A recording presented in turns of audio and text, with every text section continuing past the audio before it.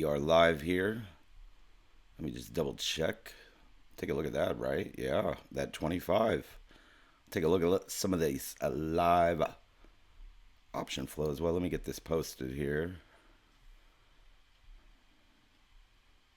Okay. Think we're good to go.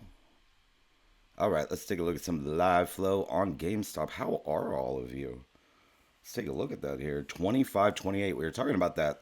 I don't know if you saw the video a couple days ago. I tried to do, some long form content, the threads, the posts. I also try to do just some, videos as well. Try to put all that information that you sometimes see when I talk about like the option premium, the top contracts by premium, the bid and the ask, the multi leg trades, the hottest contracts, what's the live flow.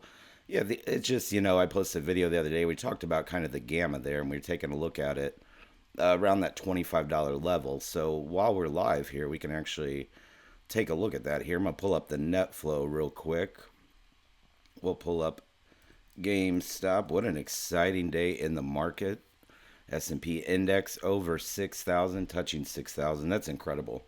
I posted, I remember in April, a Wells Fargo year-end target, I think of like 55.35.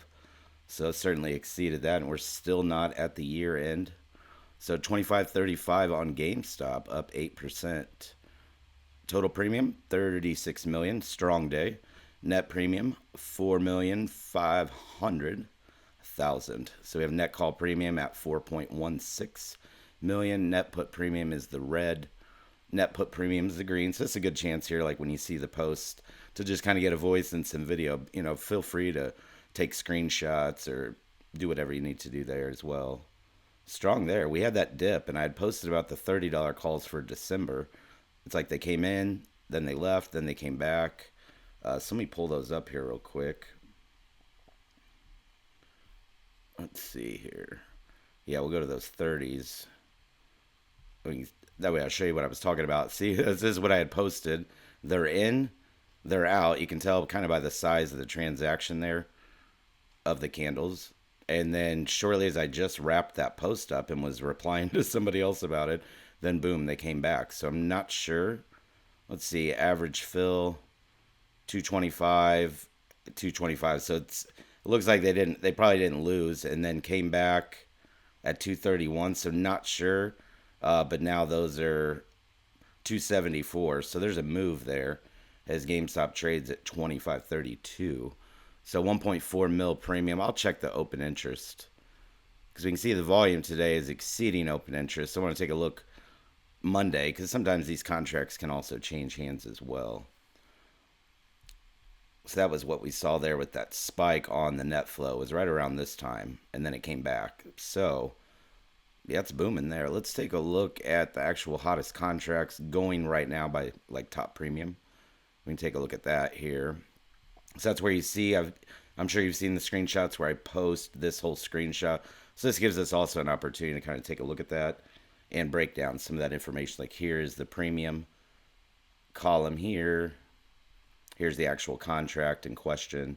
Like the $25 calls for next week has the highest premium. The $21 calls for next week. The $20 call next week. Those 30s we just talked about for December. 24s for next week. And the 25s for January and 30s for January. So these 21s, 20s, 24s, 25s at that price level, 25, they're in the money. You can see the volume start to pour in there. Right around the time that started to get to 25, I'll show you some gamma here information. You can see that volume pick up. We got a little spicy and dicey. Also, you're going to see when people enter contracts, they take profits. There's a lot of intraday trading going on. You buy low, sell high, or sell high and buy low, depending on, if you're selling implied volatility. And then you wait for the dip and buy the contract back. There's a lot of different trading associated. I know a lot of everyone, some retail traders just buy calls, some sell puts. I mean, there's multiple strategies that are occurring. I mean, with not just with GameStop, but also with any stock as well. But let's take a look. Go back here for the net flow. I wanted to pull up that gamma so I can kind of maybe explain a little bit more there and show that as well. Because I know a lot of people have, sometimes questions about that. Hey, what's that mean? And all of this on the Unusual Whales platform. I am partnered with them, so kind of a shameless plug. But if it's something you were into, you can use the link on my page, and then you are welcome to a discount there. I mean, no strings attached. It's just something, if that's something you wanted to do, you could get a discount. So that's what we were talking about earlier, where I posted this spot gamma, and now we're above there. I think we were trading right around here since we are open interest. So we look over here, gamma 1%, gamma per 1% price change, $23 million, net gamma exposure 3.6, and then volume here, gamma per 1% price change, about 39 mil, and then net gamma exposure on the volume side about 6 mil. So what that talk kind of like with the, as more calls come in, there's got to be hedging on the opposite side of the transaction, the trade, from either the options dealer, the market maker, whoever is providing the liquidity. There's going to be, they have to backstop that essentially. So what happens is, as things, for example, when you have open interest move closer and now the spot price at that, then gamma comes into play. So I'm going to put this on the screen here just to, maybe you can screenshot it. Let me zoom it out for a second. Maybe you should screenshot that. I've also included it in a post, but then you'll have it like for your reference. And then maybe after this live, you could go back and read it if that helps you. Maybe there, screenshot it there while it's zoomed out. Maybe this might be a better screenshot for you there. That should be a better one. But spot gamma exposure is the assumed dollar value of gamma exposure that market makers need to hedge per 1% change of the underlying stock's price movement. A positive value is long gamma, while a negative value is short gamma. So essentially, investors, large funds, lower risk, protect their money by selling calls, buying puts. Market makers provide the liquidity to facilitate the trades. GEX assumes that the market makers are part of every transaction and that the bulk of their transactions are buying calls and selling puts to investors hedging their portfolios. So with this tool, kind of what it does is we can look at that long gamma. Is it a negative value? Is it short gamma? Is it positive value with the long gamma, negative value with the short gamma? So we can kind of get that visualization. And when we take a look at gamma here, so we'll look at the actual exposure. See, the gamma is up as price up here. And then I had posted this earlier here. The gamma exposure by strike was actually targeted around the highest, around that 25 level. That's kind of why everybody's been talking about that $25 level and kind of that significance, because that highest net gamma is occurring there at that $25 strike. So that includes all options across the chain for that particular at the 25 strike. Below there you have the 24, 23 and a half, and the 23 as well. There's a little bit of gamma above, but like I said, the bulk of it was here at the 25 and everything that kind of stacked up to the 25. So it was kind of like the stair step up to this level here. So with it being Friday, obviously there's going to be some zero DTE, but next week is the November 15th expiry, and that is the monthly expiry. So you've heard people say, oh, monthly OPEX. That's kind of what they're referring to. That's the monthly option expiry. So look over here on delta exposure as well by strike. Another, see, net delta at 25 is at the 25 strike. That's the highest. And then down there at 20. So there's some net delta. Put delta is just almost minimal in that regard. But that 25 is kind of that level there on the delta gamma. And then another one you may or may not have heard, Charm. Charm is another one. And Vanna are also, these are all part of like Greek's volatility. You can read more about that. I don't want to try to bore too much as we kind of look at the action here. Give you a chance to maybe screenshot that or take a look at that information there. Call charm down here, 25. You can see call charm. Yeah. And then down here back at 30. So put charm kind of flat there. And then if you look at Vanna's another Greek that exists as well. Kind of illustrates that as well. So we're trading at 25.19. You can see that tick up there and that call Vanna right around that 25. Same right here. Net Vanna exposure. That's why a lot of people probably saw we're talking about that 25 or kind of that significance, and seeing just in that little bit of talking, there's been some slight change there to the gamma. So that's kind of when you see that what that is, what that's actually posted. So let's pull back up the chart here for a second. I've just got just a 5 minute chart. I'll typically use like a 9 EMA, a 20 EMA, and a 50 SMA. Volume, RSI. I try to keep it simple. Use some fibs as well. It kind of just follow price, follow volume. Nobody really knows anything till it happens, but there are sometimes things to look for. Call volume, put volume, volume of the actual stock. That's why I tend to look things like, for example, moving averages. So maybe if we zoom the chart out just a little bit, we try to observe more of the moving average. There was kind of some activity here as the moving averages got together at the end of October. And as that kind of 920, that's something I kind of look for, is a 920 EMA cross on like a really longer time frame. And then is there some volume that comes with that? And you can see here kind of the people might have had the same kind of theory. A little bit of volume there on the 28th of October in the morning. And that's kind of that push above. And then kind of helps confirm the potential bullish concept of the crossover. So you just want to observe. And then that's why I'll use like a 50 SMA to kind of drag the bottom of the moving averages. I feel that price, I won't say as a memory, but I feel like with moving averages, maybe it's all self fulfilling prophecies in Wall Street, but price tends to, I think, remember where it's at, where it's been, where it's trying to go, kind of based on moving averages associated with buying levels. Is there a lot of volume concentrated at a certain particular price level? That sometimes can kind of show levels. For example, you might have seen people post, maybe volume shelves or like let's say a volume weighted indicator, maybe like Alpha Trends anchored volume VWAP here. So, for example, like on the highest high, if you wanted to anchor particular VWAP, and this I'm using Trend Spiders charts, but you can use it on anything. So you have this highest volume here on October 30th at the open. So you kind of see a stock moving above that anchor VWAP. So depending on where you set that, for example, you could set it on, you could do it on like day to date if you wanted highest volume. There's many ways you could do it. If you wanted to look like year to date, where has GameStop kind of been based on the volume weighted average price? Let's see here. I'm on the 90 minute, but let me jump to the daily. So you can see there, if we go, that's actually interesting to look at. I'm glad we brought it up. Sometimes volume weighted average price can act like a magnet up and down, good and the bad.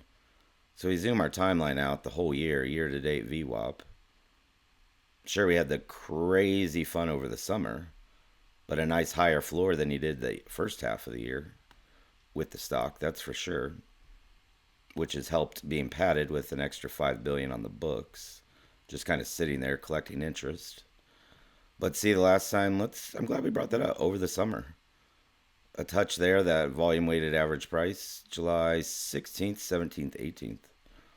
And as you can see here, it's a higher high, 25, looks like 25.38, the high today. At least that's what I'm registering on my NASDAQ data here.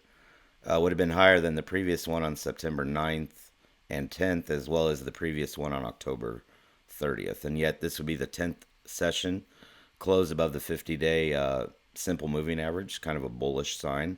Continued volume, earnings are obviously around the corner. Yeah, so you never know in that regard. I mean, there's positive sentiment, a lot of option activity. A lot of people like GameStop. I shop there. I was just there the other day. So, I mean, I've been shopping there. I was there at 2008 for a midnight release of the first Call of Duty on Xbox 360, The World at War.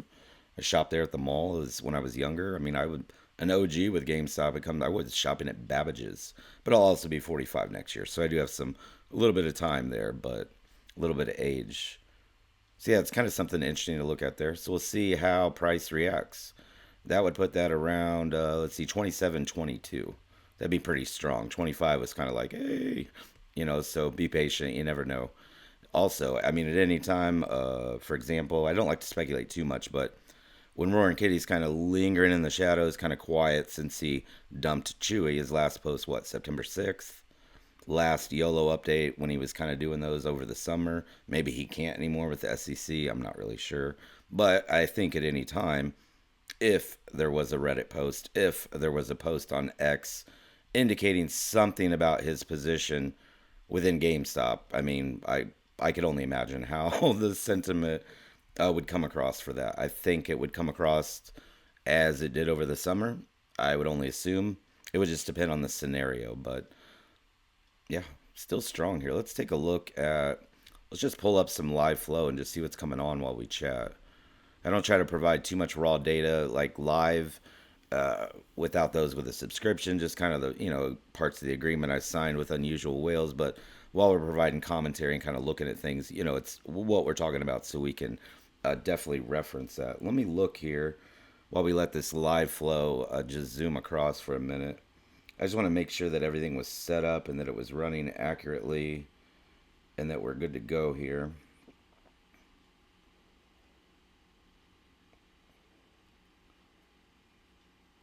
Give me just 1 second here.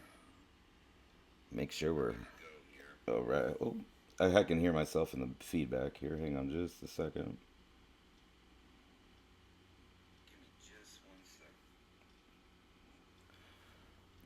Let's see if I can navigate this here.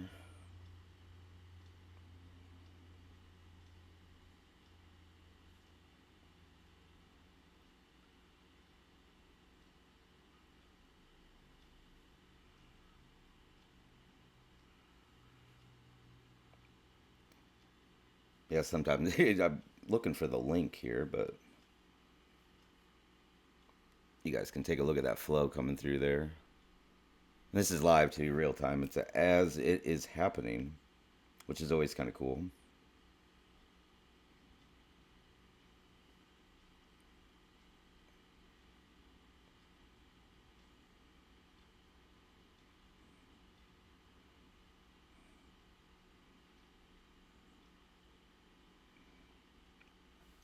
Oh, right there. I just wanted to make sure that it was live and on the page there.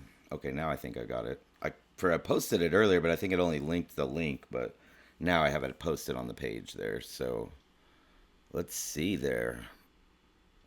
And I know somebody's like, "Hey, how do you find these things?" I'm glad you brought that up too.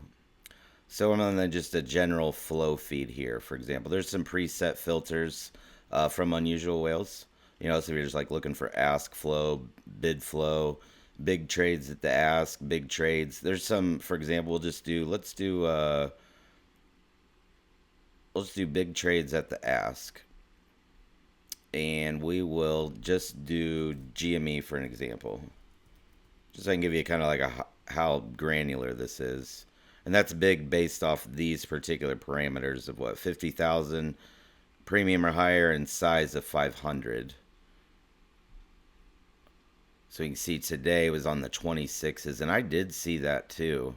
Well, there is some action there. There's definitely some sellers too at the bid. Okay, 1.3 million premium today on the 26 call. Let's see, an alert definitely went out there for volume over open interest. So when you hear me talk, hey, there's an alert, that sometimes, and we can get all that set up. I have tons of alerts set up for many different variables, and they come across in real time, which is cool. Just depending on it could be a contract, a ticker, a large order, small order. There's so many. The platform is very granular, and so are the alerts. So with each kind of segment piece of information you're able to extract, you're then able to kind of like attach an alert to it. So there's definitely some activity, I know, because I did see some posts about the $26 call for next week, which earlier today, this morning, see some of those were filling at $39, $40. Looks like some of these here may be profit taking and people selling. Let's see, 122, so that's not a bad move. 40 to 122. Not a bad move for something with the week left. Volatility spiked a little bit. But you can see sometimes, so, you might see, hey, volume over open interest. True, very true. You kind of want to look also, where was that volume? Was it at the bid, more at the ask, kind of split in between? A lot of times you'll see things 50-50. Sometimes you'll see, okay, maybe see, like, for example, on the 4th, let's zoom out here. It's important to kind of look at this activity. So what went on here? Have they added, subtracted? So as you zoom out, for example, notice our numbers update as well when you're using the platform. So it kind of helps to visualize like the activity, not just for today. I know everybody gets excited. Oh, look, they're loading. Sometimes it's important to look. For example, this doesn't apply here, But let's say I sold a bunch of $26 calls here because I thought GameStop's price would move down. So maybe as it did move down, I would buy then a bunch of calls, say, for example, here, buy them back to close the position. You see that often, whether it be selling puts, selling calls. That's how that works. So if you're a games, for example, you might own GameStop shares. You might sell what's called a covered call. You're like, well, I kind of think what they think, but I'm not sure. So maybe you sold one here and you collected a premium of $141. As the stock moved down, you thought, okay, the call is now 45. I'll just buy that back, close my position, and pocket the difference. That's kind of how that process works. So I'm sure you've seen that before. There's a lot of long term, whether it be GameStop, AMC, tons of long term holders of common stock that will do that particular strategy in times of volatility. Sometimes when volatility is really high, premiums are high, that introduces an opportunity, if you know what you're doing with risk management, the proper education, to sell calls, capture premium on the idea that maybe this pop in price isn't what it is and it'll come down. A few times the last 2 weeks we've seen that where somebody would jump in with about 300, 400,000, move something, it would get noted. People like us that report on flow, we would get alerted, we post about it, others follow behind it. Then you usually see the bid activity where someone's sizing out of that position and or selling and capturing those profits. So, for example, when you see some of these larger candles here, let me consolidate it. We're on the 26. So you can see some of these candles here might be somebody in and then exiting here. This also could be people selling these calls thinking that the stock would stay below 26 by expiry next week, or they're anticipating a drop in implied volatility and capture premiums. So just remember, not everyone's buying calls and are long the stock in that regard. There's other people that are just trading the volatility and the name, and because it's liquid in that regard. There is some liquidity behind the options. So let me turn these reset this filter here. Yeah, that's the whole market right there. Flow feed, the whole market and happening in real time. Yeah, I'll let it run for just a second, just so you can kind of see as it goes. I think I've got everything turned off. Let me make sure all filters are off, just so you can kind of get a visualization actually what's really happening in the derivatives market as a whole. It goes through very quickly. What happens is all of this information got to get disseminated, extracted, put into the platforms, and granted, Wall Street supercomputers, they're all going to report data just at unseen levels because they see the book. But I'll put the GameStop back on here. We'll jump over to that chart for a second, see how it's navigating here with volume. We'll just pull up the 5-minute here as we're getting longer into the day, or shorter into the day. Surprisingly, sometimes you see these pops, with the volume, and then it's, you might see the drop not sustained. I actually here, it's holding, it currently, it gets subject to change anytime. Volume's kind of gone down not dry, but has come down, but it's holding there. So maybe let it stay at 25, close at 25.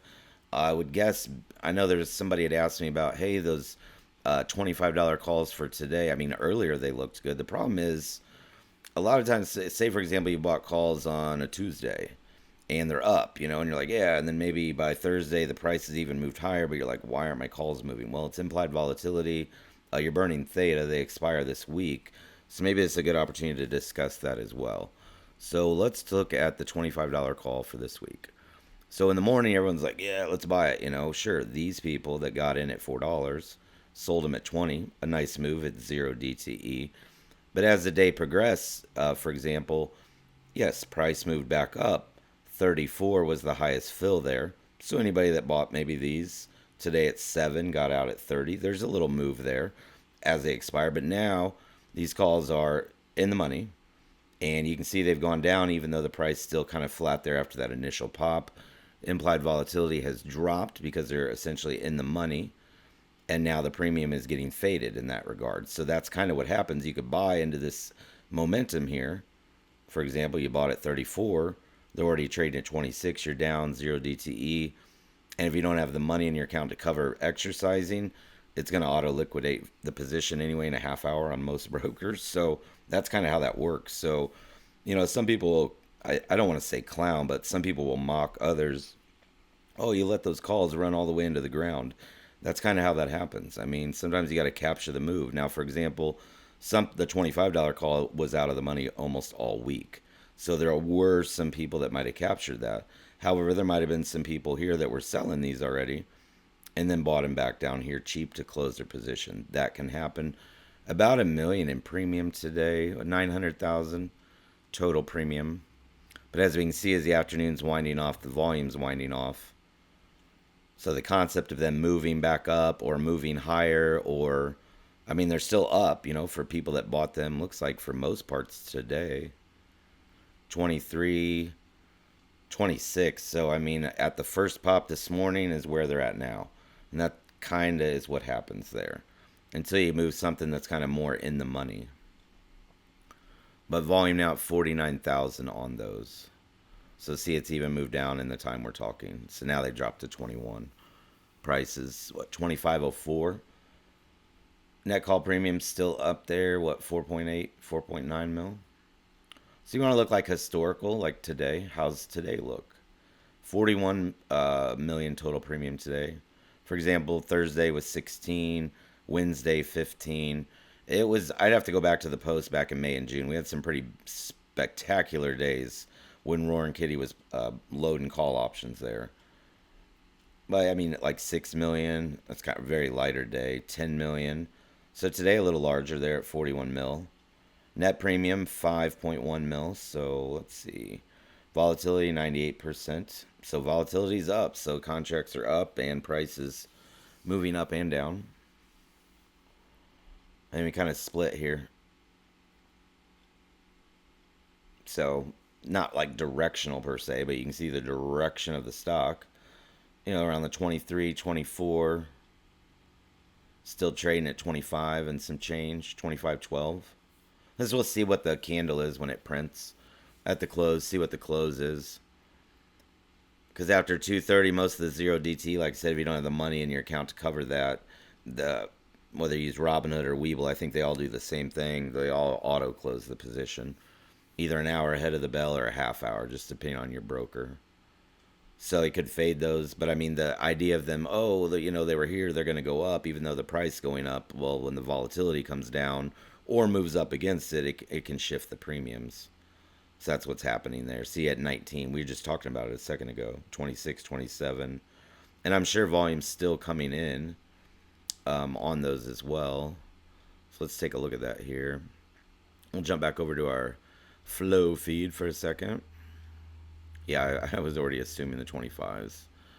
You can see bids, so let's see some multi-leg here. It'll come in fast because we're moving into power hour, the last hour of the day. So it could be a race to take profit, reposition. Let's see, stock 24.93.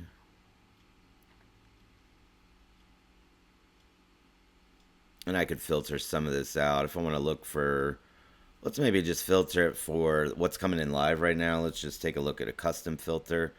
And we'll just try, it's still kind of light, but we'll just do 20,000. It'll slow the flow down and clean it up a little bit. And that still might be small for this particular name. This is going on in April. We're doing stuff in April. All right. Let's take a look at that. 75K, I mean, it is a lot, but not a lot when it comes sometimes to options. You never know who is behind it. April 17th. Calls for 33. Nice. Okay. To each their own, right? I like it, though. I mean, that's some time. That's somebody who has some bullish sentiment behind the stock. See, I've just, like I said, sorted it out a little bit so we can see what else is coming through here. Another thing you can also do, for example, like if you only want to look at today, so we can look at just today expiry. We can see what's actually coming through right now. See what's happening. Let's see here. Let me turn. We'll turn off the premium. We'll just do to the expiry right now, so I can see what's happening. I figured it was the 25s and 6s. I could assume just because they're at the money. We're in the money. Now we're selling $23 calls, taking profits, whichever way you want to call it. Still hitting the 23 and a halves. Let's see. Let's bring that up on the 1 minute. It could be some profit taking there. Those kind of moved up a little bit. 61 to 183. Couldn't really be mad about that trade at all. Not mad at all. So yeah, I could see that's definitely a nice, probably a profit taking there for 20 grand. Probably put in about 4 or 5, taking 20. Not bad. Yeah, probably 4 or 5 taking 15 would be more accurate there. But hey, not a bad trade, especially on something zero DT. Because there is some premium there, 440,000. So definitely something going on there for sure. Let's see the 25s. Let's check out the 1 minute. Yeah, we're leaving in groves now because they've just fallen apart. We were just talking about it, weren't we not? We were talking about it, how they move, and so even though the price still kind of right around, but the contract got faded real quick, and that's what happens. Welcome to implied volatility. I know, especially on something that expires today. That's why a lot of people, I think, have been smoked with whether it be options. It doesn't matter what stock, but a lot of time it's because it's out of the money. They've not bought enough time, didn't have the deeper understanding of implied volatility, the fluctuation of the premium, um, and so that's kind of what happens sometimes.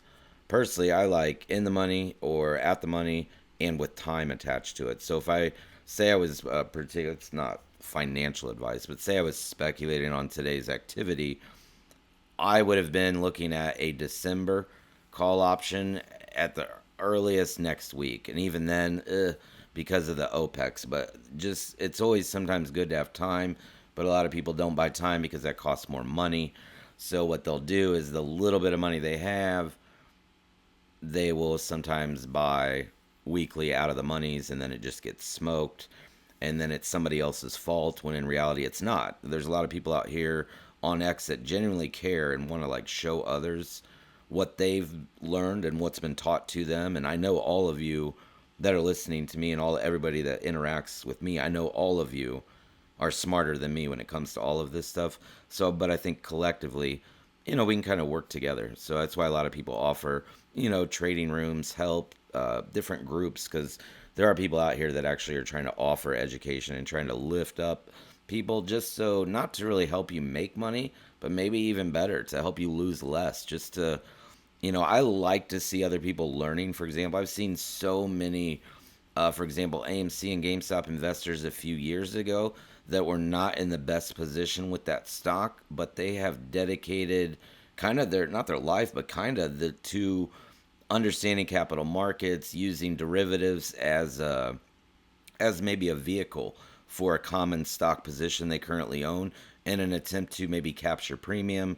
And I've seen some incredible traders take a negative portfolio and have turned it into a complete positive one just by leveraging their own current shares and leveraging their time by investing in education, understanding of like the options market, capital markets, and just, kind of wanted to learn. And I've seen it. And I'm not suggesting that's what you do. I'm suggesting if it is, to seek out someone qualified to talk to you about it and to spend your time doing your homework. Everybody out here, everybody has to do their homework, but there are a lot of smart people.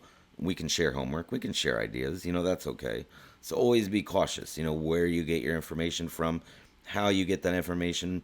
When I post things, I like to cite sources, whether it be the SEC, the company's website, investor relations themselves. I think that's important. Adds transparency to the data, makes it tangible, and as well as, for example, if I post something, I don't have a bias with that information. Here's the link. You're welcome to read that information and interpret. I just want to provide something that says, hey, here's where I grabbed that from, so that you're able to put your head around that, do your homework, and formulate your opinion. So I'm not here really to tell anyone what to do. I will just say, because I guess I'm older, like my son will be 24 next year, I get real excited just seeing everyday people making moves in the market, especially this week. The capital markets have provided, it's just been a great opportunity. It seems like for the last 2 years, but this last, 6, 7, 8 weeks, especially this week, just incredible opportunity. in the capital markets. I've seen people probably have some of their best weeks that they've had. So it's always a good time. Also, sometimes you get a hot hand. It could be the fallacy. You think you're on fire and you won't miss. And that's when danger happens. So, as I always say, manage your risk, preserve your capital, seek out qualified individuals, look for quality information, go to the source. It's important, especially when your money's on the line, because at the end of the day, nobody can really hold your hand, give you an alert, tell you when to buy or sell. At best, I can encourage you all to just do what's best for you and your family, your portfolio. I always encourage everyone to manage the risk. Sure, there are those that do the full port and zero DTE. That might work for them. Long term, it's not really sustainable. It can be, but it's an uphill battle. So if you feel the need to have four, 500,000, 600, 700%, whatever the gains is, yes. Do they happen? Sure. Is the setup there sometimes? Absolutely. It all comes down to manage your risk relative to like account size. So, for example, there's also a very monumental difference between somebody that posts, say, a 30% gain on a four-figure account versus a five-figure account versus an eight-figure account. So just remember, it's not always about the gain or the dollar. It's about, was the trade valid? Did I apply my strategy? Did I apply my rules? Was the idea validated or invalidated? Was I wrong? Was I right? That's not what's really important. What's important, did you follow your strategy? If the trade, say, went against you, or it went against what your thought was, were you able to cut that trade quickly and move on to the next? That sometimes is what saves your account. The ability to recognize, wow, I'm down in this trade. I need to leave. That's a tough one. I know. I get it. I do it all the time. I am down. I won't hesitate to leave because I've managed that risk. I keep my losses small. You have to long term. Winners, I compound. I still do not over leverage. Now, I will say with that, the opportunity this week and just the option flow and what was occurring, the sentiment of the market, the sentiment this week was very strong. I might have tapped the gas, I will say, a little harder than normal. And that was the risk I was willing to accept.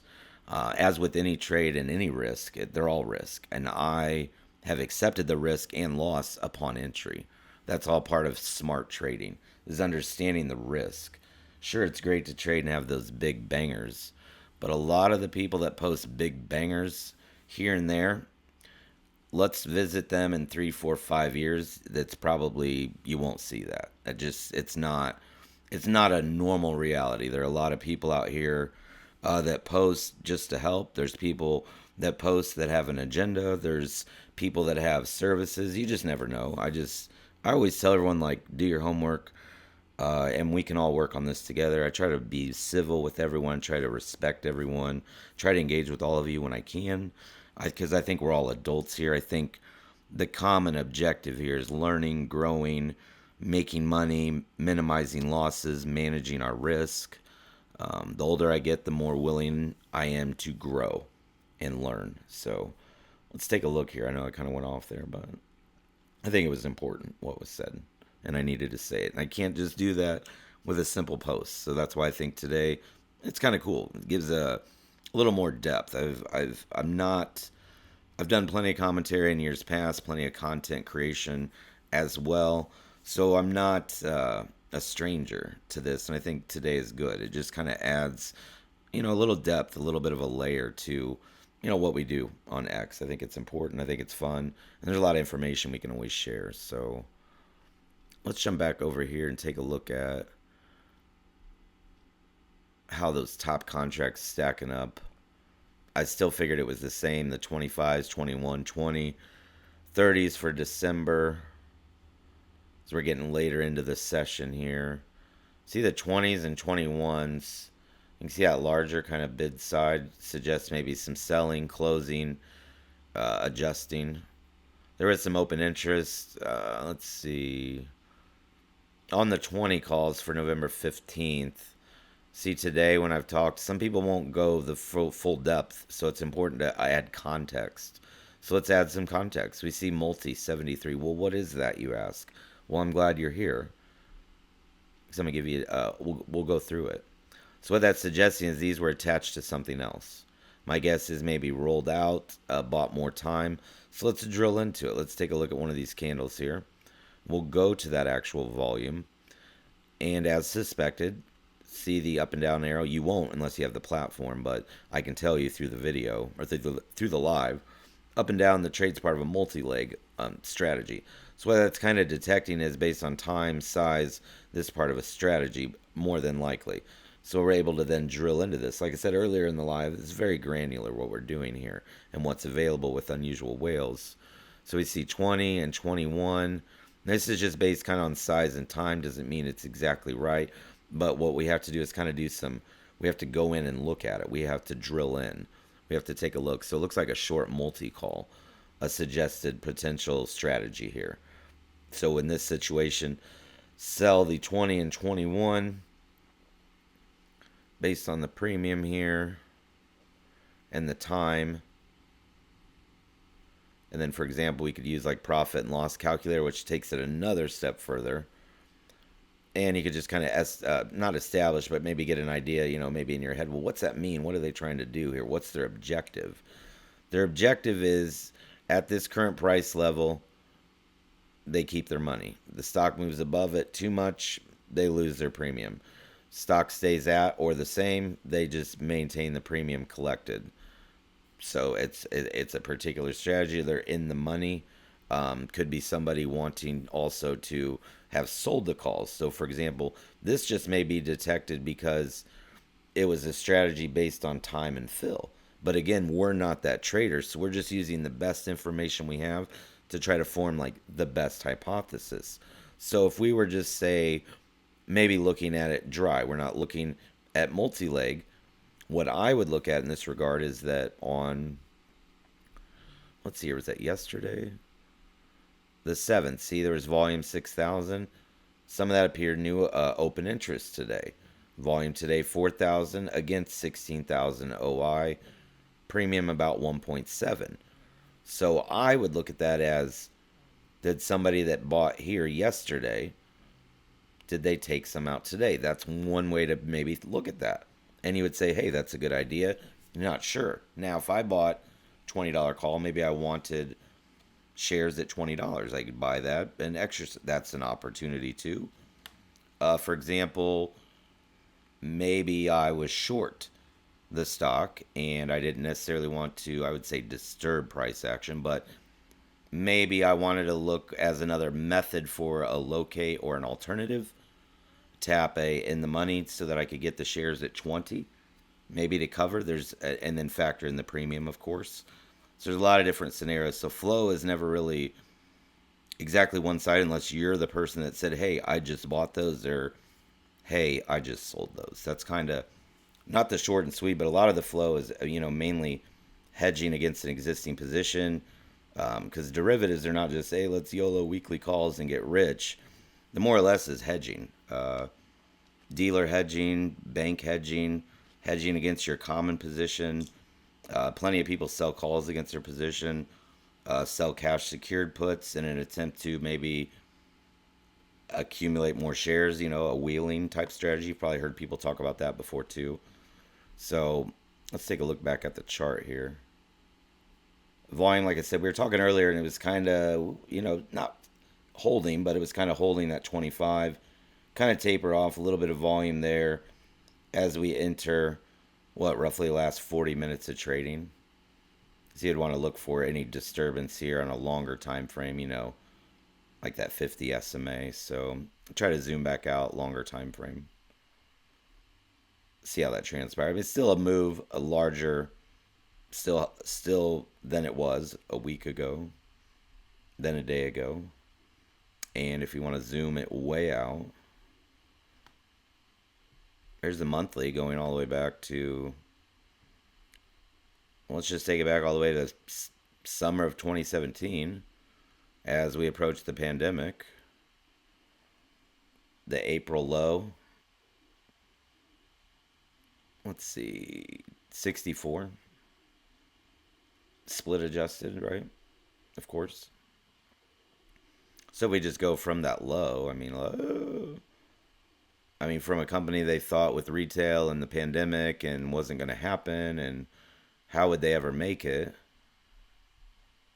to today's price right now. From COVID low, GameStop's up 3,500%. I mean, I don't know what that means. That's just the data that can't be disputed. So there you go. Not bad. And just here, I mean, this is the monthly.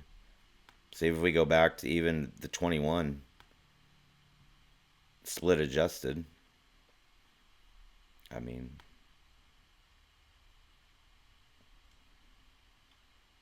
it was tight. It's been tight.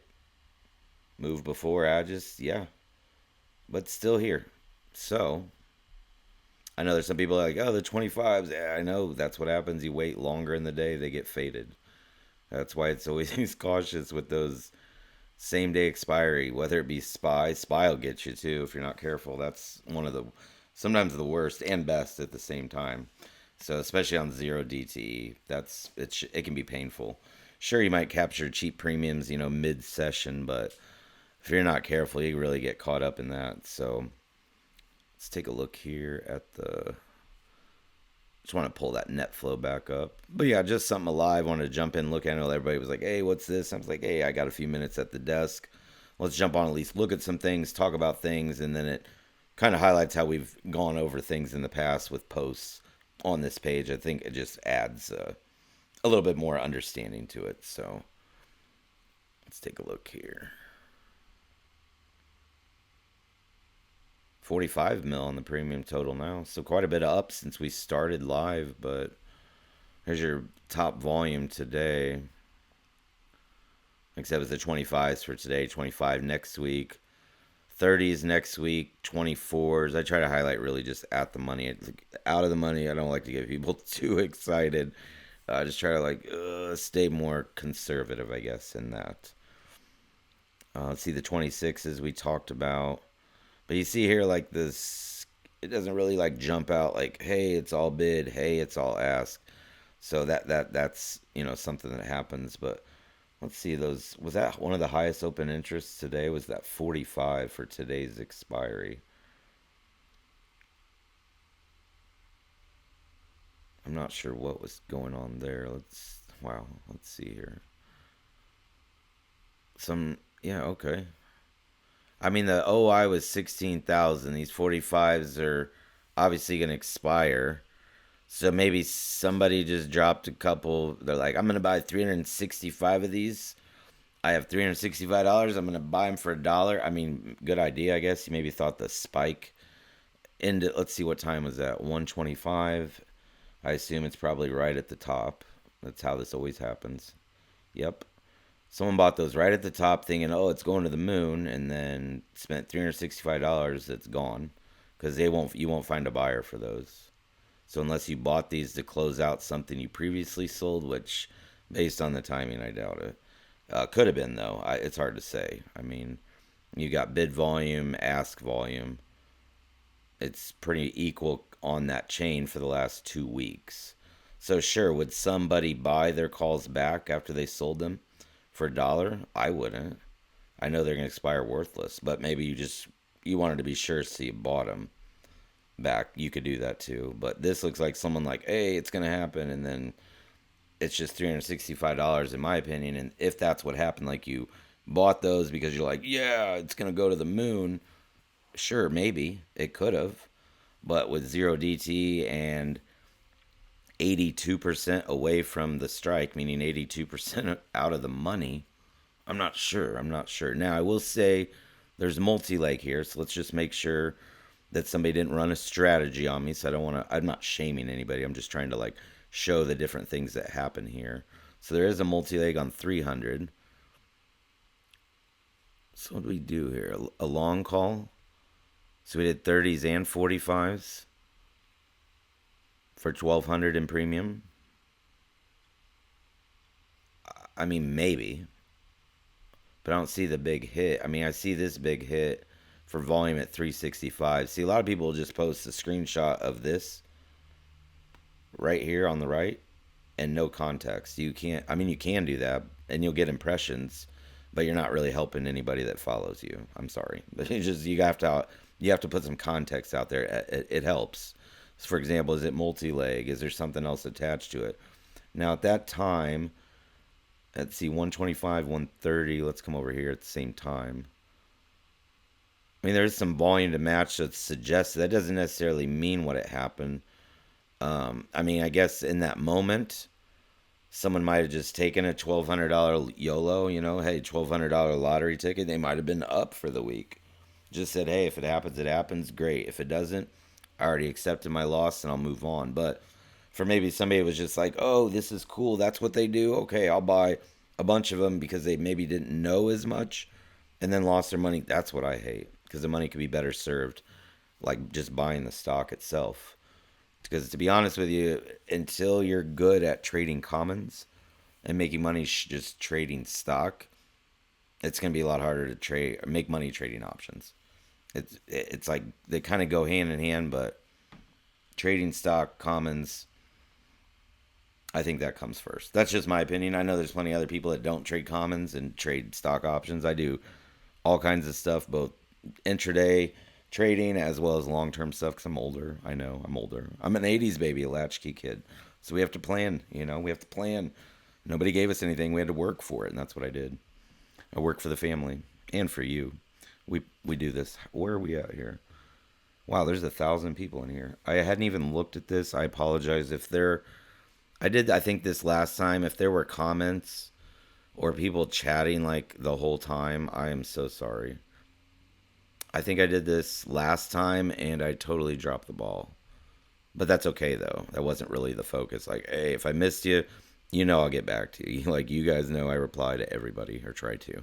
Whether it be a DM or a reply, I do my best.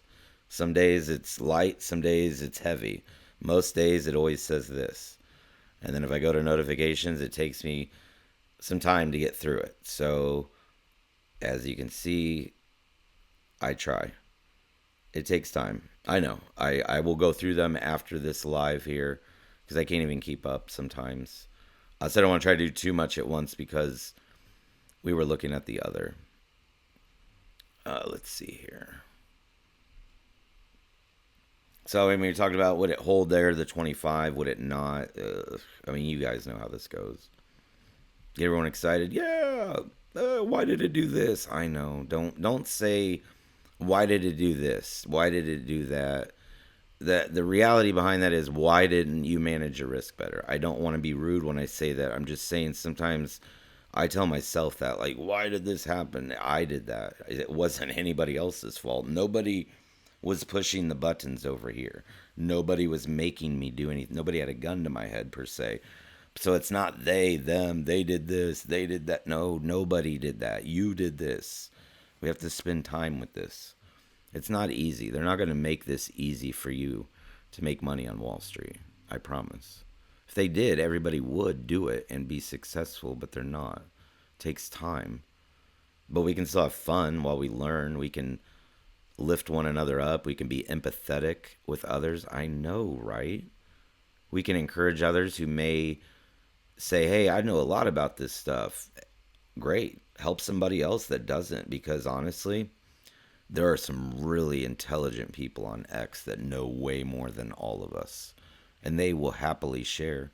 I see so many just people that are like chartered market technicians, people that run funds, so many people on X in this space.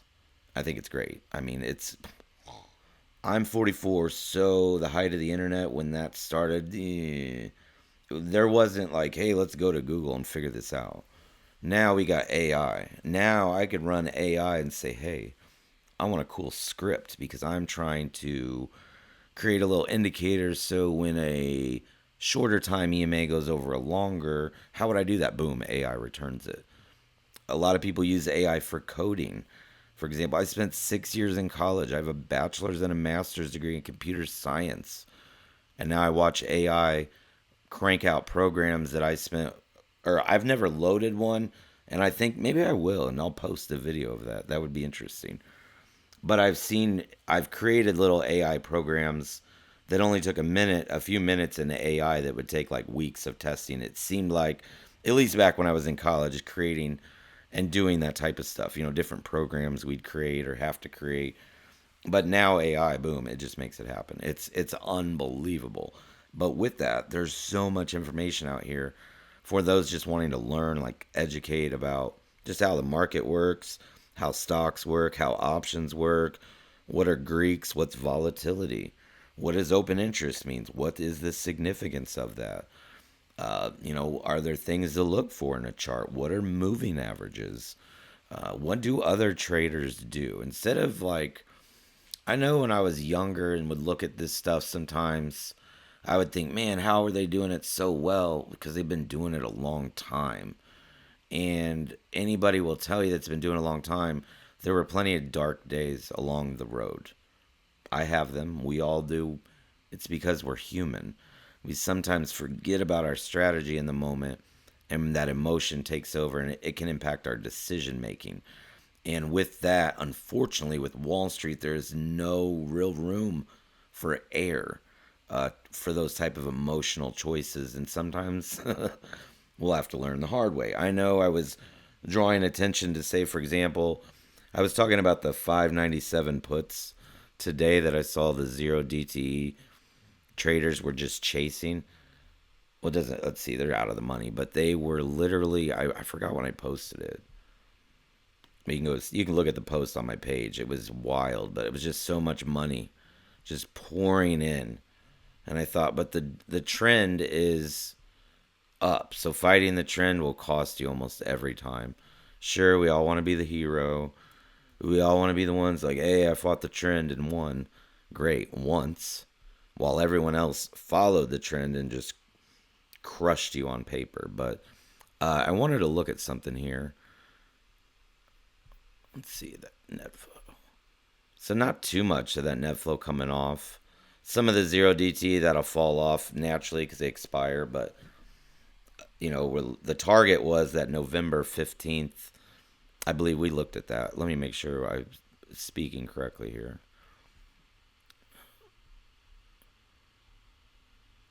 It was on that expiry. Let's see, gamma exposure by expiry. Yeah, this week was the.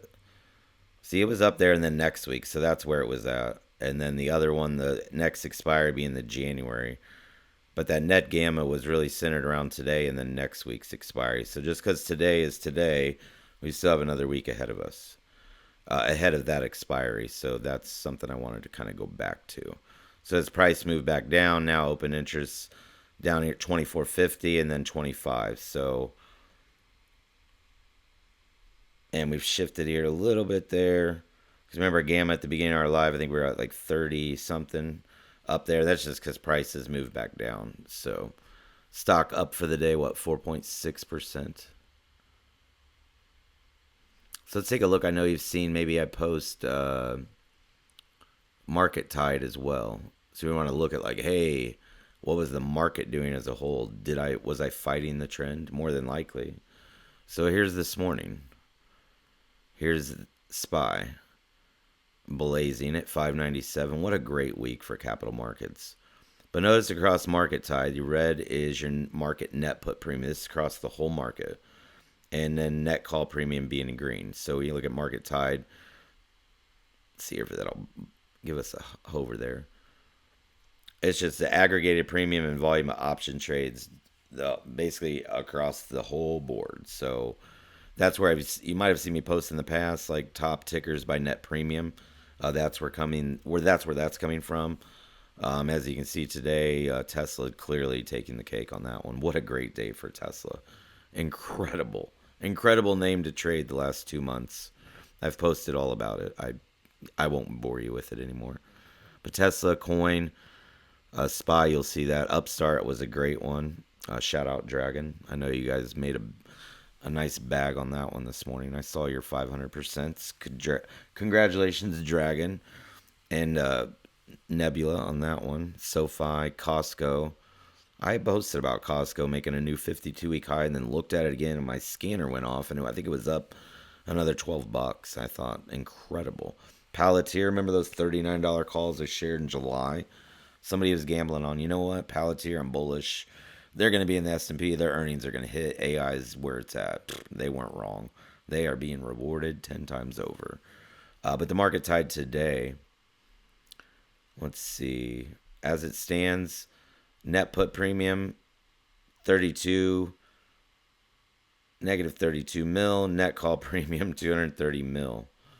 Almost not a bear in sight. It seems that way. Now, granted, the session's coming to an end, but I mean, incredible. But the bulk of that was driven mainly with Tesla. So we want to look at Tesla for a minute before we wrap up, and I'll let you guys get back to your regularly scheduled program for today. But Tesla, I love Tesla. I really do. Holy cow. So this is, I just posted, remember after earnings, I posted because it seemed like a lot of people lost some money, but then I think a lot of people made a ton of money. Post earning gap there, but it was 3.8 billion in premium. I'll show you, but look, 6.4 billion. Oh my gosh, it really was just a great day in the markets. Especially, shout out all my Tesla option traders today. Oh baby, but net premium 155 mil, which is just strong. Bears absolutely in hibernation today, as they were yesterday. Yesterday, I talked about this. I talked about, hey, guys, look at Tesla. Look at the net premium. Net call premium yesterday into the close, 150 mil. Bears, again, asleep at the wheel. I don't know if anyone listened, but I reposted somebody that did. And boom, there you go. That's what happens. You get too much of that net premium up there, you're going to have to answer to it. And if it continues, then you get some sentiment, some additional pressure behind it, and that's what happens. It's really, I'm not saying it's that simple. I'm just saying that's what happened in terms of the money come in through the option chain, and zippity doodah, there goes the buying and selling of shares to hedge, and next thing you know, that stock's moving up. So there you go. Total premium today, 6.4 billion and clocking. Yesterday, incredible, 2.8. Wednesday, 3.3. You think a light day? Tuesday, election day, 1 billion. Not a light day. Normally a decent day for Tesla. A lighter day, 700. Here was earnings, following earnings, 3.8. And then 2.5 the following day. I know there were a lot of upset people about the robo-taxi event, which triggered a lot of volume there, October 10th. Remember that, and the 11th? That was one of those buy the rumor, sell the news, but not everyone got the memo. But that's okay, because if they were buying shares, they were rewarded. Because the price there on the 11th was 217. Stock's trading at 320. So that's sometimes where some people, I know I've seen the post too, where some will say, hey, I see a lot of you post earnings trades, maybe not happy with the results. I see some people will then suggest maybe do the commons. You don't take such the brunt of just gone, vaporized with volatility. At least you still have an asset, something tangible there. So say, for example, you took an earning trade during Robotaxi, but instead of trading like YOLO out of the money options, or puts, whether they were calls or puts, because unless it moved enough, you were getting smoked with volatility. But you then took shares. You're like, oh, it draw down. Okay, now you're up. So you didn't burn anything with a contract. You still had the position. So that's sometimes why you've seen people say, hey, maybe just do shares around earnings. That's why someone is suggesting that. Maybe they've had a bad experience, or they just genuinely care and want to help other people. Like, this whole thing works better when we all do it like together. Not like conspire together, but I'm just saying when we do it together, like help everybody, educate everybody, like lift somebody up. This world's too ugly for all that negative noise. Like, we really have a chance here to make it great, and it's all what you do with it. That's why I've always enjoyed X, because you really get out of it, I think, what you put into it, and it can be what you want it to be. But you have to control that by being you, and those around you, and like what you surround yourself with. So, and the sky's wide open for that. But Tesla was a hard hitter. Where was it at today? Let's look up Just while we're here, let's look at the top contracts here on Tesla for today, ongoing as we wrap up. See where you see a lot of multi legs, so I try to sometimes filter those out just because I said they're attached to other trades. So you're like, oh, look, 240 calls. Yeah, those are deep in the money. But they're a multi leg. So you want to see that? You want to see what that's about? 350 million worth of premium in a particular option. Let's look at it. So you had the 240 call for February. Premium, 357 million. You're like, hey, what's going on with that? Volume right about open interest. Who's got 360K for in the money? Are they selling? Are they buying? Bid 35,000, no side. You don't know. You're not them. You just know that's a lot of money. You also know it's a multi leg. So if we look at it here, we can kind of give you an idea of what's going on. And a lot of these, that's why I say you got to like go back for the context and backtrack, so you can try to figure out what transpired here. So we'll just usually what I do is like I'll grab the largest one because they're all done at the same size, same time usually. We'll just grab the largest one so you see part of the multi leg like we talked about. You can see some of the activity here. So it looks like we sell the 240s and buy the 290s. So both calls, both for the same expiry, February of 25. And we can see though it says a call front spread as suggested. So basically, I received the money for selling these. I used that money to buy these. That's kind of the short and sweet there. Call front spread. So you can see how that's aggregated for us. So let's see. 240s at bid, ask 290. So you see it'll aggregate you for it or for you when you use unusual wells. So that's why I say you got to really drill in sometimes to this stuff. But with the platform being so granular, it makes it not easy, but easier once you use it a lot. Like I use it all the time, so I think it's probably easier for me than somebody who doesn't use it all the time. So I do get that. I'm just saying that with it being granular, it kind of makes it easier to really like drill down into it, and that's what is so important. Everybody can like post about this stuff, like, hey, look at these 290 calls, da da da. We need the other side of the context. So if I just took a screenshot of this on the right and said, ooh, looks like someone's loading in the money calls for February, 250 mil worth, that might be like, hey, look at that sentiment. And you're right in a degree, but that's not the full context if this is the actual trade, which it probably more than likely is, based on the size, matching, the amounts, the time, and the strategy, call front spread. Further confirmation here. And again, in the money. So when we pull up that profit loss calculator, it's just like a hypothetical, you know. Unlimited loss, limited gain. Net credit 145 mil, max profit 145 mil. This is assuming that that data is accurate there. So at the current price or above, just a little bit, there's still some money to be made in that regard. Price moved too high by expiry, and money go not so good on the trade. Money stay where it's at or any below, money stays all right. They capture the premium. Nothing lost in that regard, if that's the full context. Without being the trader specifically, sometimes we don't know 100%. That's why it said possibly related. So we try to analyze it. And that's why sometimes when I look at the flow, I will, let me get back to my Tesla flow here. I know once you start going, you'll get all these tabs going. Next thing you know, it's out of control. No, not really, but so sometimes what you can do, like to clean that up, if you're like, hey, I want something more like not as complex, sure, let me help you with that. What you can do, and I've got a ton of these custom flows and filters. I get a lot of questions about that. I can't really like put it on a tweet. I have to like make a video. So I guess I could do that. Go over like how I create these, how to get alerted. But I don't want to give like all my trade secrets out. No, I'd give them all out. I love to help people.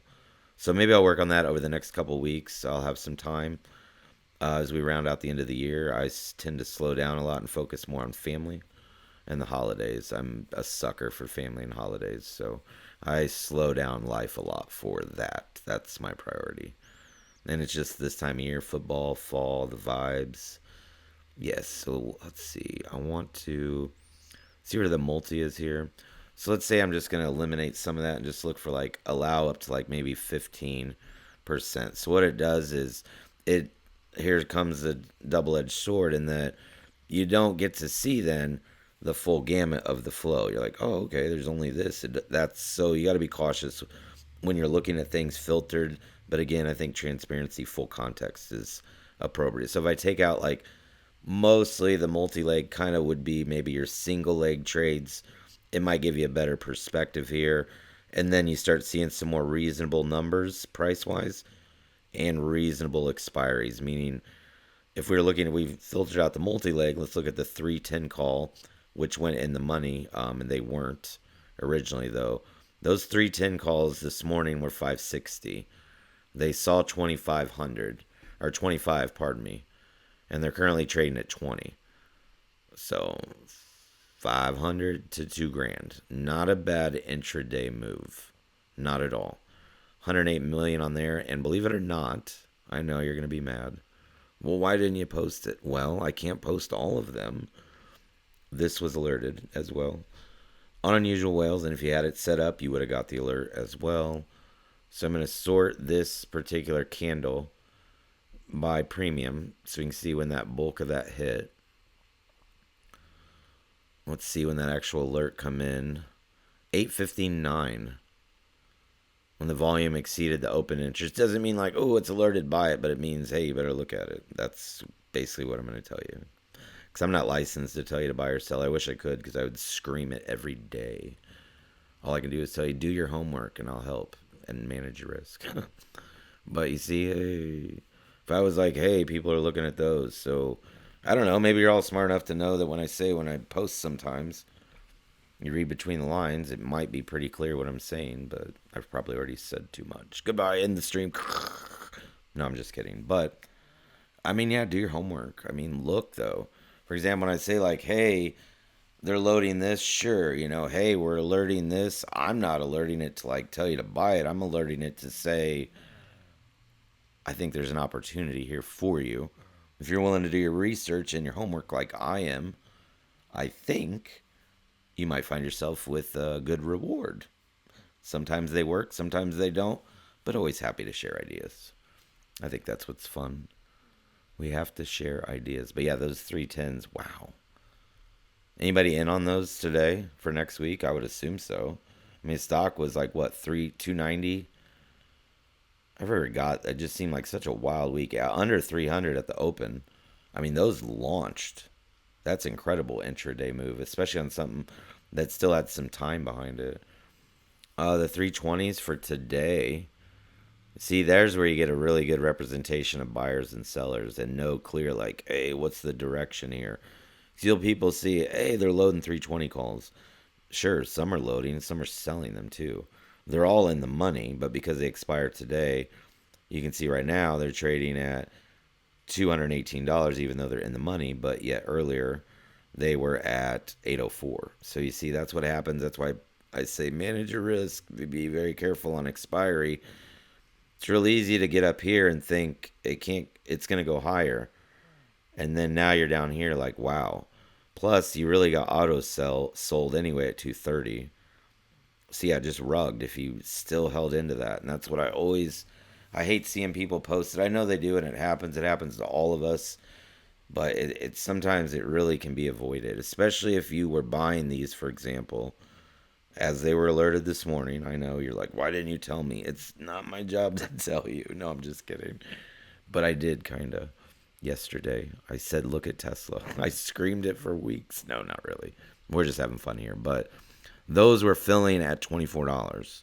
Now, granted, Tesla was 300 at the time. It was today expiry. But, hey, $24 lottery ticket, that may be what your risk appetite was after. Boom. 24, they hit a high of 8. $24 to 800. Now, could you have made it all the way there and sustained your emotion? I'm not sure. Would you have caught the top? Doubtful. Most people grab these around here. At least this morning, 26, 27, first pop, they were gone. So they went to 200. So that's the volatility. Went up, went down, went up, went down. So money come in, money come out, people chase it, people down here, then the position's being closed out as into close. So that's kind of what happens sometimes with those. We can look at the 310s, probably going to be a very similar story here. These are all in the money. So the volume, let's see, today 173,000, which probably got alerted, I know, very quickly after the open. 840-ish, 835, so 935 New York.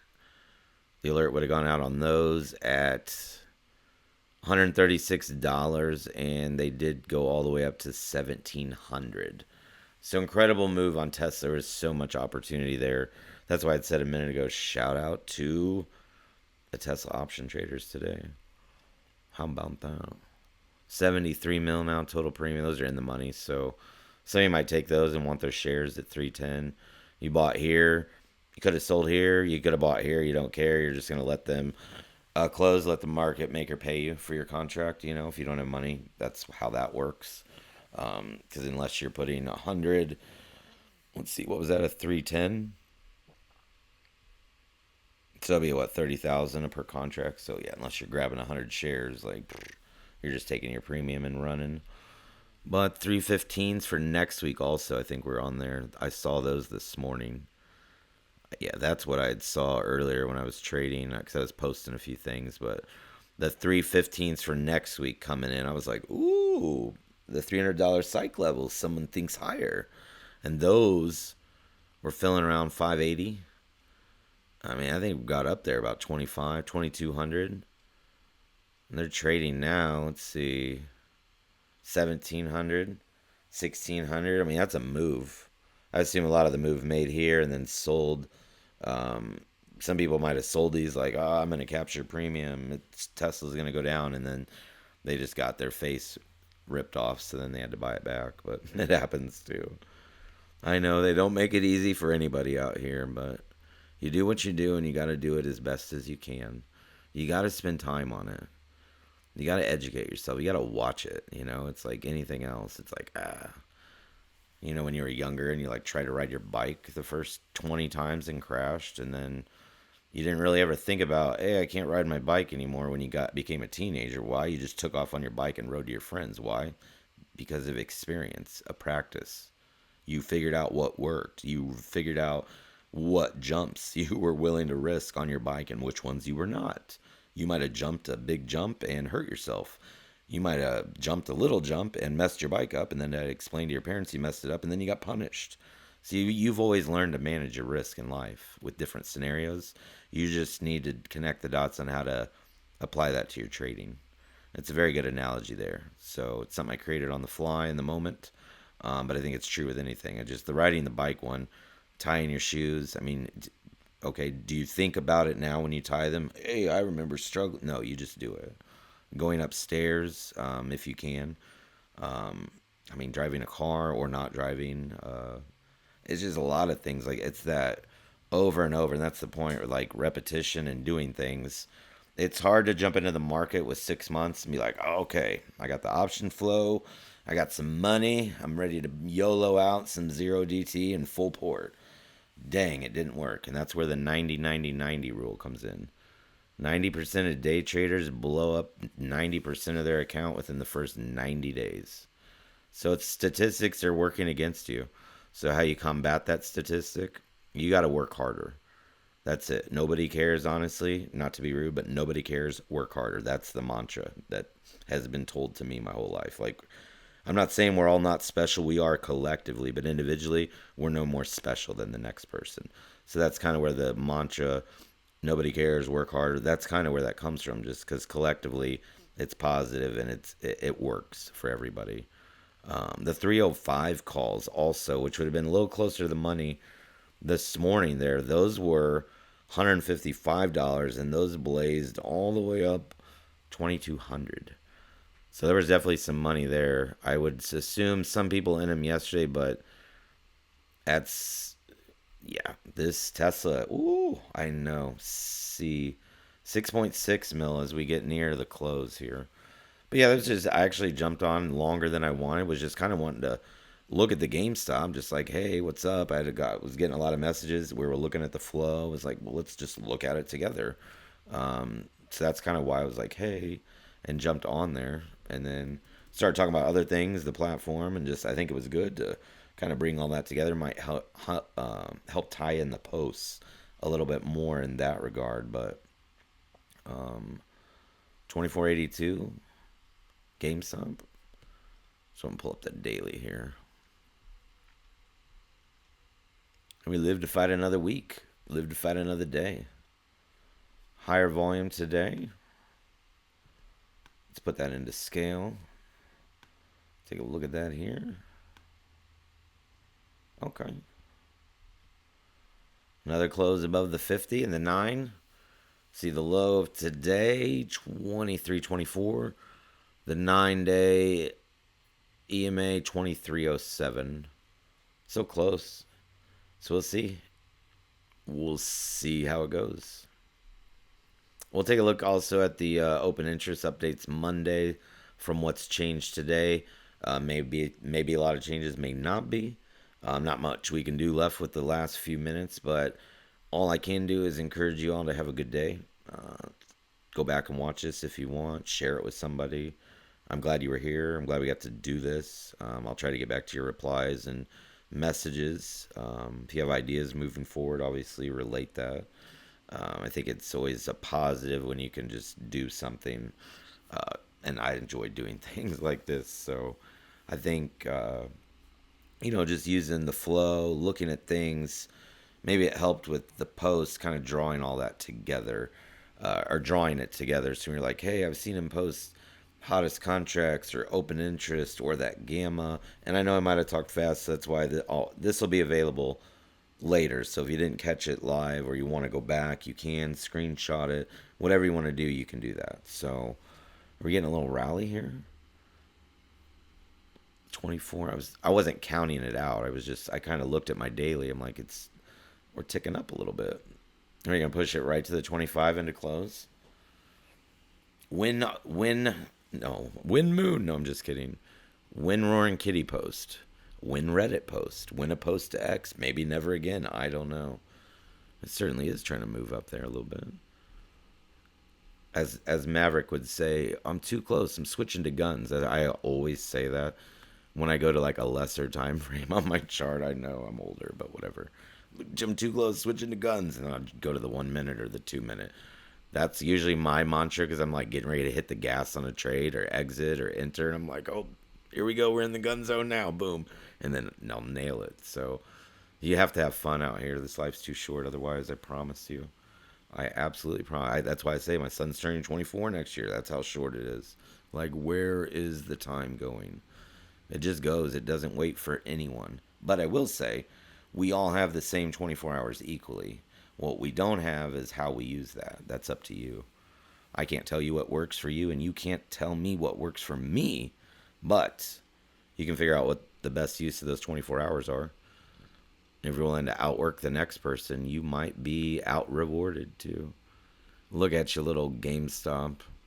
I always love days where people are just exciting. Like this week for the market, I feel like everybody except a short seller or somebody with a bearish stance was just over the top ecstatic about the market this week. So always good for positive sentiment. Also to be said, always something to look. I kind of look cautionary when everybody's like, yeah, that's when I start getting nervous. I'm just who I am. So always take everything with a grain of salt sometimes. You want everything to go up, but sometimes things go down. You want it to never end, but it will. It's like when you were younger, maybe you went to a sleepover or a hangout or a party and hanging out with friends. You're like, man, it just can't end. It just can't. This night cannot end. It's the best ever. Well, they do. But you don't remember those now, do you? No. You do now because I'm talking about it, but you don't. So you got to do it in the moment. You got to spend the time with this stuff. You'll get out of this what you put into it, I promise. It doesn't happen overnight, and you wouldn't want it to happen overnight because easy come, easy go. And anybody that's been around long enough will tell you easy come, easy go is very real. What are you going to do into the close? Are they going to let you have 25? Not let you, but they won't have it 25. It'll just be like right at it or 24 and some change. just to make sure all the 25s are flat, which they already closed out anyway, unless you can exercise. So most of the 0DT, they got, like I said, were closed out 230 on the 25s, which was down here at the bottom. So if you're like, I'm going to hold on to them, you shouldn't have. You should have sold them up here while you still had a chance at 40. Because now, even though they might be in the money, they're not. If they sold you then at 230, like Robinhood will auto sell you, for example, at 230. You got $1 if you're lucky, but you may not even have been matched to a buyer because you're essentially kind of out of the money. Now there was somebody that sold there, but that's why you got to take it because, like, sure, you might have lost money, but losing $39 is way worse than losing $1. So, for example, if you were buying these today because you were like, yeah, at $10, I'm talking about the $25 call for today on GameStop. You bought them at 10, you're like, yeah. And they went up to 30 or 40 and you didn't sell them, like, you're not understanding how this works exactly. And now you're down here like, what happened? Well, that's what happened. You got to get it. If it happens, take it. Someone else is going to. So someone else is going to sell them up here knowing this is what's going to happen, especially with today being the expiry. So, for example, say you were a GameStop or GameStop long and had shares. You're like, I'm going to sell one covered call at $35 right now before the close. Okay. Now, because you thought GameStop wouldn't hold 25 at close, that contract's going to expire worthless, and that person kept their money, their premium for that. So that was an opportunity and an option. Some people might have done that as well, just to capture that higher volatility. So just remember out here, there's always different types of traders, different things. So when you think it should be one way, it may not be. I'm just trying to give you different scenarios why you think it could be long. Like, yeah, these are all buyers, when in reality, that may not be true. So just be careful. There's a lot of people that own the stock. So they're, of course, in moments of volatility, they may be looking to capture premium and sell options. So, but it's an open market and that's opportunities for everybody. So, I mean, no matter what way or what your role is in the market, whether you're long, whether you're short, whether you sell options, you buy options, it's an open market for everybody. So find your opportunity and find your edge. And as the market closes, subscribers on X, look for the new market wrap up video on Sunday. Last Sunday's was about 52-minute. Entire game plan was given for this week. Hopefully you followed and capitalized on that. Holy cow, what a great week. So we'll do that on Sunday. I do have a few more announcements coming out before the end of the year, and I've already said too much. So be looking forward to talking more about that. But thank you to everybody that tuned in. I hope it was something valuable for you today. I do appreciate your time. Hopefully we covered some things. We can cover whatever. Like I said, send me a message, reply to me. I'll get back to it. We'll go from there. And yeah, you guys have a great night, a great rest of your weekend. Enjoy your friends, your family, your hobbies. Be kind to one another. Be empathetic to one another. Maybe call somebody you haven't talked to in a long time this weekend. See how that goes. Stimulate your mind in that regard, Reach out. You never know. Because, like we say, we learn, we never know what someone else is going through. Could be a stranger, could be anybody. So, I don't know. Reach out to somebody today, tomorrow, this weekend, or not. Do what you want. Do what makes you happy. Do what makes your family happy. I appreciate all of our interaction here. I do cherish it through the week. It's something that humbles me daily. I think we've done great things here. And just look forward to next year and just the rest of this year. Just doing what we do here. Having fun. Making friends.